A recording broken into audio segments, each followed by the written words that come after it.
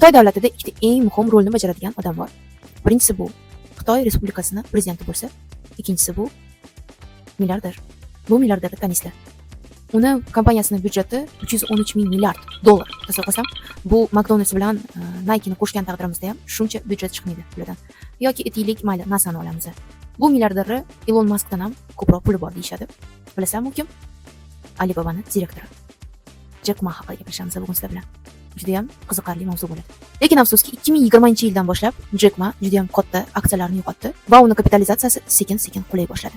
Endi nimaga bunaqa bo'lgani haqida sizlar bilan gaplashamiz. Kelinglar, o'zi aslida Jack Ma qatli odam va kim bo'lgani haqida bir boshdan gaplashamiz. Jack Ma oddiy ingliz tili o'qituvchisi, Xanjou shahridan.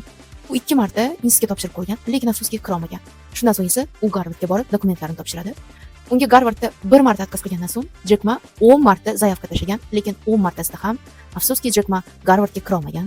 Shundan so'ng esa Jack Ma o'zini yana o'sha Xanjou shahriga boradi va u yerda endigina McDonald's ochilgandi. Bu fast food bilasizlar. U yerga Jack Ma ishga kirmoqchi bo'lganda, afsuski u yerga ham uni ishga olishmaydi. O'shanda Jack Ma esa "Namuncha men bunaqa omadsiz odamman" deb o'ylagandi. Xayoliga bitta narsa keladi. U tovarlarni olib, bitta platforma sozdавать qilib, ya'ni ochib, o'sha platforma orqali shaharga dostavka qilish yo'li orqali yetkazib berishni o'ylaydi va 17 ta o'ziga o'xshagan o'rtoqlarini o'zining kvartirasida yig'ib, "Mana bitta ideyam bor, men kattagina kompaniya ochmoqchiman" dedi.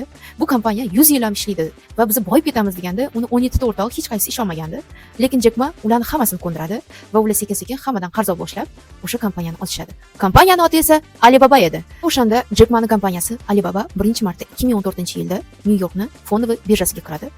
Va ular birinchi marta jahon tarixida, ya'ni biznes tarixida 25 milliard dollar yutib olishadi. Tasavvur qilsam, o'shanda Jack Ma Xitoy tarixida eng katta milliarder bo'ladi va uni hisobida o'sha vaqtning o'zida 61 milliard dollar bo'ladi. Jack Ma'ni Xitoyda aholi Jack Ma tog'a deb chaqirishadi. Bilasizlarmi, Xitoyda kamdan kam odamni tog'a deb chaqirishadi. Tog'a degani bu o'ziga yaqin olib, o'sha odamni xuddi o'zini qarindoshidek ko'rish degani.